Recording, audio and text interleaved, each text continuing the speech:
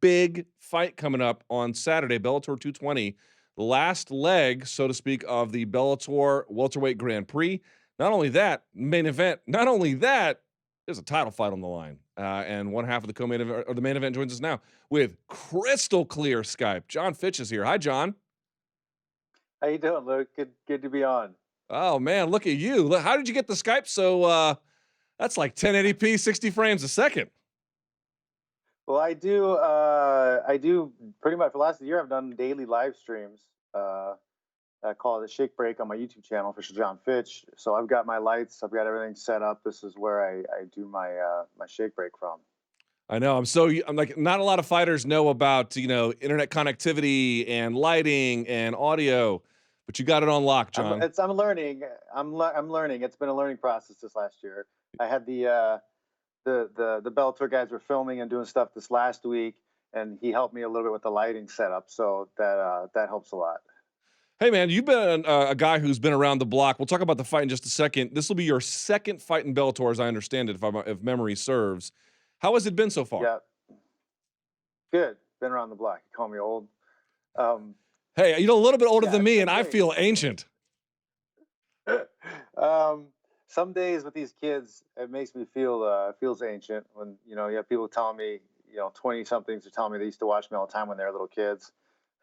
Oh wow. But yeah, it's been a great experience. I really like being with Bellator. Scott Coker does a great job. They promote well.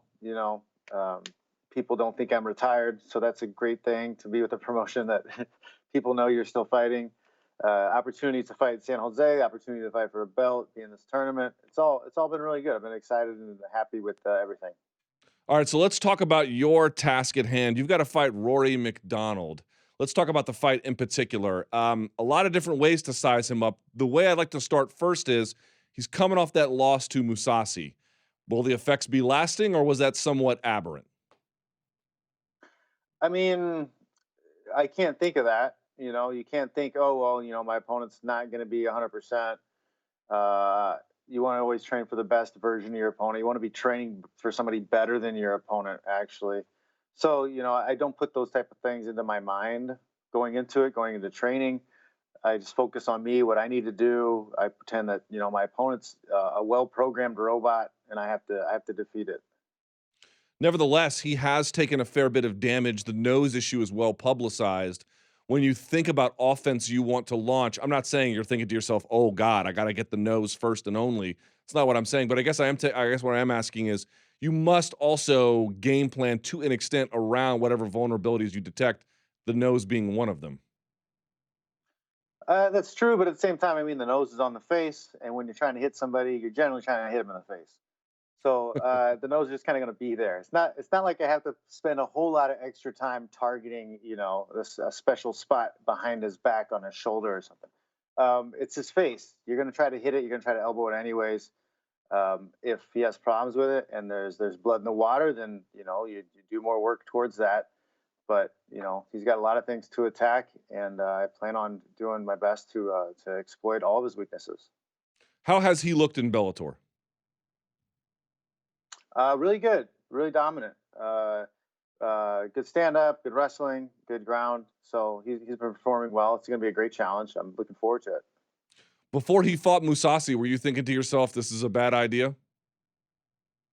Kind of, just because Musasi's a high level guy, and anytime you're going up, two guys that are high level, and one guy has 15 pounds of muscle on the other guy, the kind of fight is supposed to look like the way it's supposed to look like that in my mind.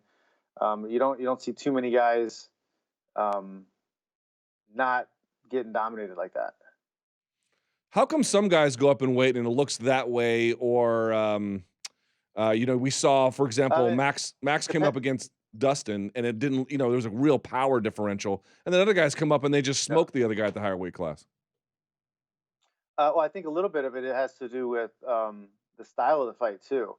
Dustin was happy with sitting in the pocket and trading with him. He had plenty of power, but he didn't go in there and big brother him, throw him to the ground, and put him in the cage or in the fence and then smash on him. He fought a sniping war style. Powerful sniping, but still a sniping style.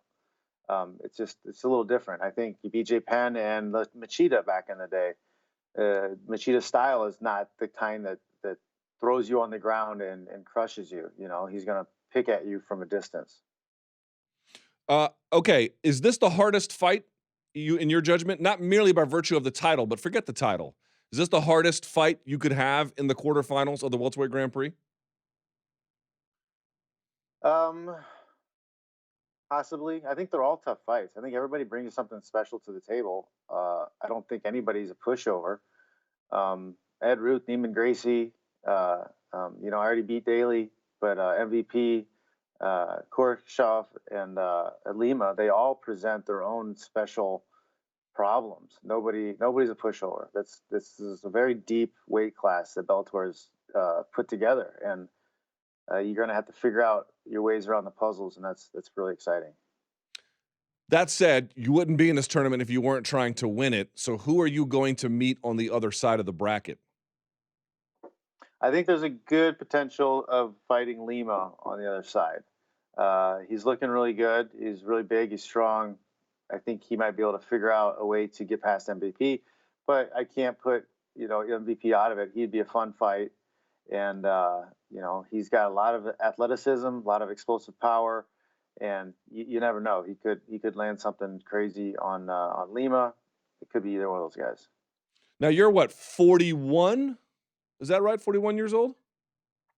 They keep telling me that. I You're don't 41. How do you feel keep hearing physically? it.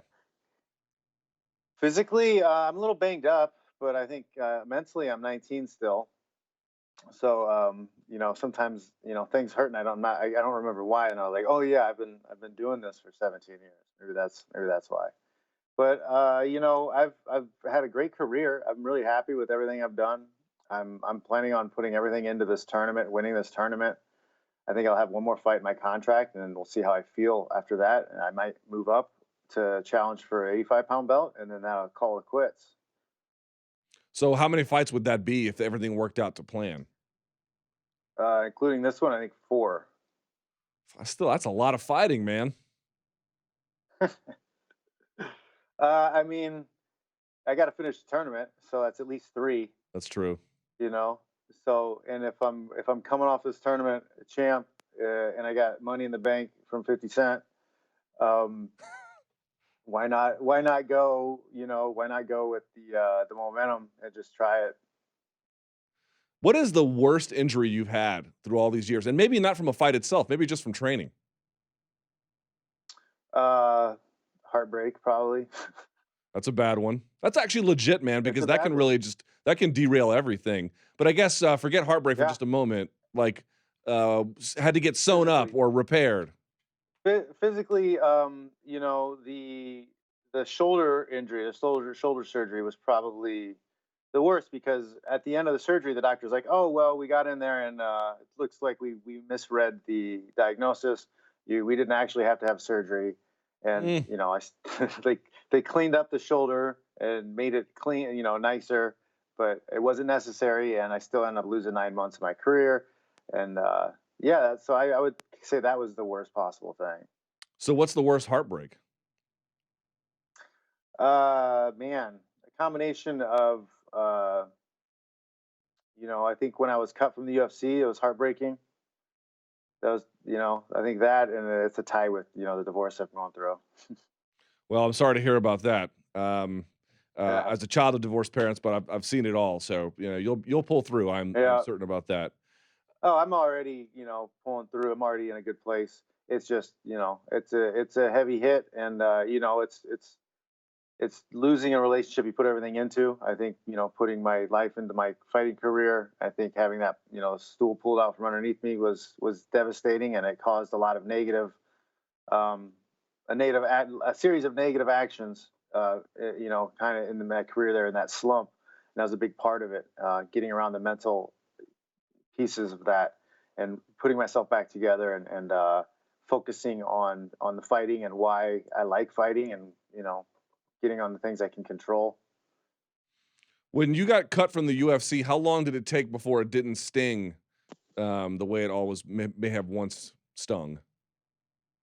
Man, a little while. I think it wasn't until after the um, the testosterone incident with Pilares that I was like, "What the hell are you doing? Like, why are you letting this thing that happened dictate your life and affect you in such a way that you would lose yourself like this?" And getting myself back to fighting and why I'm fighting and why this is so important to me, and realizing that there are other ways to get to the places I want to be rather than just fighting in the UFC. Now, when you say the testosterone incident with Paul Harris, this was what, 2015, I think, right? And he It shredded was your 2014. 14. And he totally shredded, I believe, your knee, if I'm not mistaken, if it wasn't your ankle. I can't quite recall the details. Yeah, it didn't. I didn't need any surgery. It partially tore a lot of stuff, but everything held together. Um, but that was a 9 month suspension, rehab, and a lot of self reflecting in that time period. So what had happened there? I mean, I guess if you're going to be open about it, had you used testosterone against the rules? Yes, I did. I've talked about this a lot in my shake breaks last year or so. So I've been open about it to the people who've been paying attention for quite a while. Sorry, man, I got a lot of Yeah, work to do. I can't keep up with all of oh, them. I know. I know. Yeah, it's a lot to ask everybody to go through. I got like 260 episodes or something up there, so you're not gonna go through all of them. But yeah. So like I fell to a spiral of depression. I was struggling with my personal family life and finances. I got to a place where you could see other guys around you. I found out about guys who I had fought who were on TRT, the therapeutic exemptions. I had learned about Vitor Belfort's testosterone being covered up and him being allowed to compete anyways. There are rumors of other guys that happening to with also. Um, and then I was taking a 70% pay cut, at least 70% pay cut from going from the UFC to the World Series of Fighting. So I was thinking, like, why am I holding myself to this standard and making less money, and my family struggling? Just all kinds of excuses, any kind of excuse to rationalize why it was okay to cheat against a cheater like Pilares. Um, and I had no idea what I was doing. It was pure comedy. Me trying to use this shit. I had no idea what I was doing. Um, I didn't even grapple that entire training camp because I was so sore from the injections because I was doing something wrong. I'm not even sure what I was doing wrong. But yeah, that was probably the stupidest thing and the best thing that ever happened to me. And you still lost. I mean, it didn't really. I'm sure it gave Yeah, you some physical yeah. benefits, but in the end, it didn't result in a win. I, that's my thing too. Is I don't believe that testosterone really does anything in a weight class sport except make you look awesome. I could eat garbage food and look awesome, and I had the libido of a 19-year-old. Uh, but other than that, like I didn't recover better. I wasn't any stronger. I wasn't any faster. I don't think I was doing enough of it to get those benefits. But I think if you do enough of it, then you put on weight, and I'm not going to benefit from putting on 15 pounds of muscle. I'm not going to be able to get down to the weight class and be strong and be able to compete like that. So I really didn't feel like it was. I really was confused with what people were doing, or because I was trying to figure this all out online by myself. I'm sure I was probably doing some things wrong, but yeah, I don't really see the benefit to it. And I think guys who are using it kind of as a crutch. I think it's not the magic pill everybody thinks it is. Hmm. All right, let's get to this.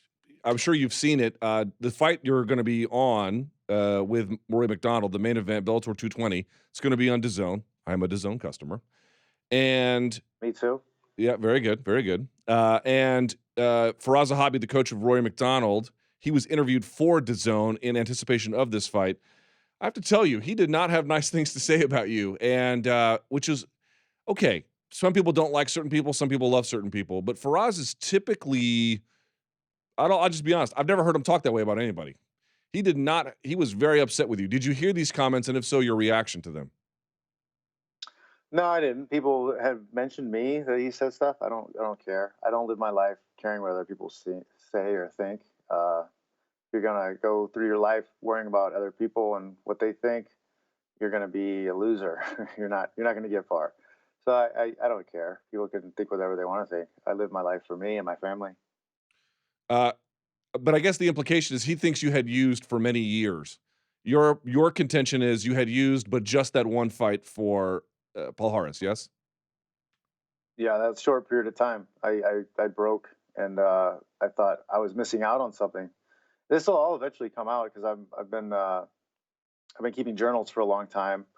I released my first book this December, and I put the journals, they're up for to everybody to read through. In the book. So eventually I'll get to that time period. It'll take me a while to get to those chapters, but it'll come eventually. So if you end up beating Rory, would you shake Firaz's hand? Yeah, I might not even recognize who he is. I don't pay that much attention to what other people are doing or the sport that much. Even I'm just starting to get back into watching fights. When I first started off, I was obsessed and watched every fight. But like over the years, it's just something I do now. It's not even really one of my hobbies.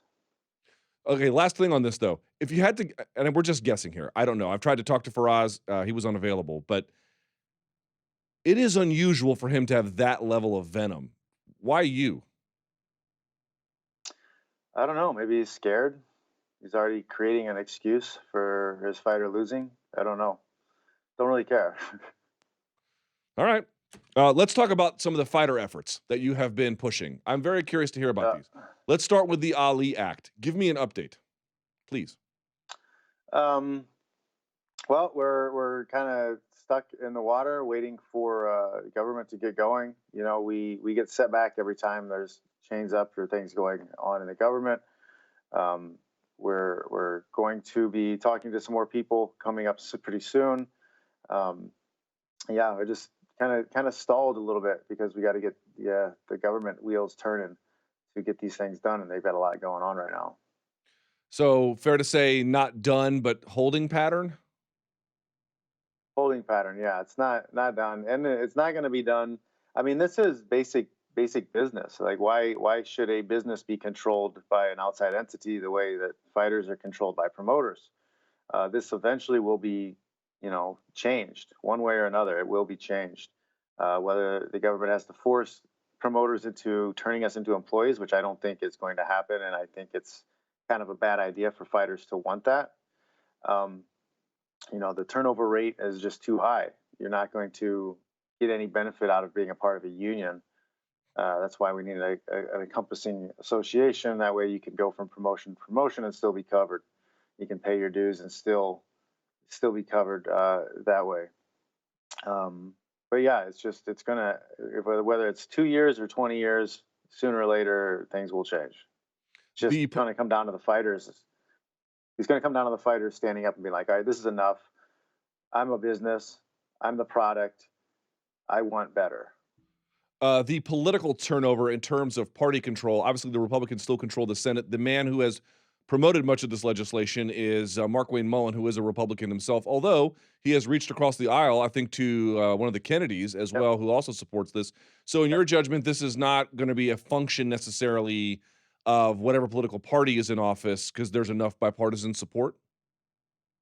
There's enough bipartisan support, but there are individual actors who can be in place who can put up roadblocks and make things difficult. Like who?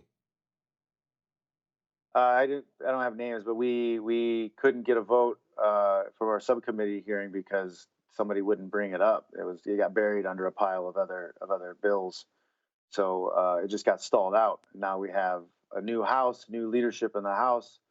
We have another opportunity to get it through and get it to the Senate again. All right, so then let's talk about the lawsuit. Now, I'm not sure how much you can say about that, but can you give us an update about where things are happening or what's going on?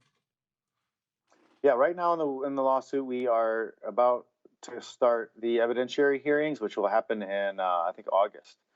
So the UFC has their experts that have one story, and then we have our experts that have another story, and then they also are going to talk with I believe Joe Silva. So the judge wants to hear firsthand from both sides and figure out which side is full of shit. Now, I'm trying to understand the future here. Let's say both end up being on a path that's pretty successful. Let's say the lawsuit happens first. How does that change? Again, it would depend on whatever ruling or whatever settlement eventually happened. But I'm wondering, what do you envision? Like when you think of the lawsuit and you think of success, what does that look like? I think the biggest thing is sanctioning bodies. The promoter controlling rank and title is a conflict of interest. It will always be a conflict of interest, and it will be the source of corruption all the way through the sport. Until there's an independent body that can control titles and take that rank away from the promoter and take their ability to take and strip titles, their ability to uh, give and hand out interim titles willy nilly. They have all the control, so they can say anybody is a top 10 guy. They can take a belt away from anybody. They can pretty much do what they want, and the contracts are take it or leave it because if you don't take the contract, they won't give you the title shot, and then you're buried under their promotional agreement. You can't go anywhere else to fight for another high level title in order to maximize your value. We don't have a free market as far as how much money you can make. It's there's a glass ceiling on our earnings. Would a success, let's say it's majorly successful, would a majorly successful lawsuit invalidate the need for the Ali Act? No, I don't think so because you're always going to need the backstop. The Ali Act is the backstop, something to back them up against. Look, you cannot do these basic things. These basic things are outlawed. They're illegal. You cannot do them. That way, if they do cross that line, you have a chance to do litigation against them, and that will be a much quicker process than class action lawsuit. How much do you think the fans care about this stuff? How much should they care? I mean, they should because it's a human right. It's a human right. It's an American right to be an independent business and be able to choose how you run your business. I think that's capitalism. That's America. If you are an independent person and you believe in your own personal freedoms, the fighter should be allowed to do as he chooses. He should be able to pick his own career path. He should be able to take the fights he wants to take. He should be able to fight when he wants to fight, as many times as he wants to fight. And he should have an opportunity to earn market value for what he's doing to his body and his brain. Um, I kind I- of think um, I think it's kind of kind of like a sociopath to think, oh, well, we're going to force these fighters to fight when we want them to fight. We're going to force them to fight the style that we want them to fight. We're going to give them injuries and brain damage, and we're not going to give them market share of the revenue they earn. I think you're a sociopath if you think that way.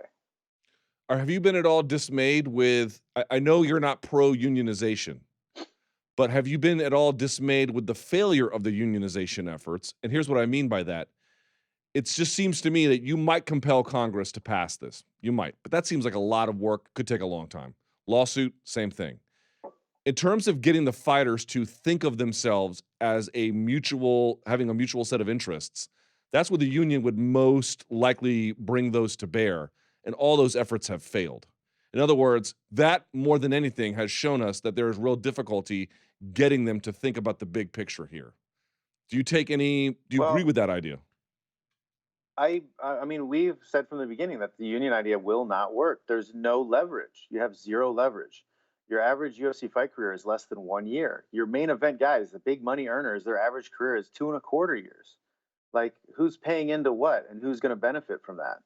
You have no power. Are you going to go on strike? Like, you're not even declared as an employee yet. If you sign a promotional agreement and then a bout agreement and then go on strike, you'll be sued for breach of contract. You have zero leverage. It's take it or leave it. We've said from the beginning, and that's why we've butted heads with other people who want to unionize one organization. It's not going to work. You have no leverage. There's no legal backstop. That's why you need the Ali Act. That's why you need the class action lawsuit to say that these things are not allowed. You're not going to create a bargaining agreement. What leverage do you have to enforce your agreements? Well, if you get certified to be a union, then you could force them to negotiate. That's the idea by I law. mean, who's by law, yes, but like with the turnover rate so high, like everybody who signs up will be replaced within a year. Yeah, I'm not suggesting it's the best option. I guess here's what I'm trying to get at. It's like you're telling me that they're not doing it because they have considered the merits of these positions. And candidly, I would tell you, I don't know that that's true. Now, I think you have, and many of your colleagues have. But what I guess I'm getting at is there Well, seems no, to be something central to their the identity that fighters prevents them. themselves, the fighters themselves, uh, yeah, I think a lot of them are just waiting for something else to happen. They don't want to take the risk because the little bit of money they're making right now is better than not making money. 'Cause a lot of these people come from not having money, or if you're fighting in a smaller organization and you're not even making the 10 and 10 or the 20 and 20, like you don't want to go back to 1 and 1 and not fighting, once every year, once every 2 years. Like that's scary. Like these guys need some income. They need a way to feed themselves and their families, and they don't want to take that risk. Like there's been plenty of fighters who've been made examples out of, including myself, including Leslie Smith. The squeaky wheel doesn't get the grease. It's the nail that sticks up gets the hammer, and people understand that, and they would rather just wait and take things the way they are. And then as you get the younger generation of people coming through, it's like you're trying to reteach them all over again what's going on. They don't even really get it. There's a reason why people who are on their way out start making noise, is because it takes you that long to start figuring out how bad you're getting screwed. Hmm. That's actually a really good point. Well, I can't wait to see your next fight, Jon. Bellator 220, Saturday. It's going to be fun. Old man Jon Fitch out there fighting the youngins. Right. Old man Fitch, baby. Well, best of luck. You don't need it, but I really appreciate your time, and we'll check in with you periodically because of all your other efforts. So thank you so much, Jon. Really appreciate it. Yeah. Thanks, Luke. Really good talking to you, man.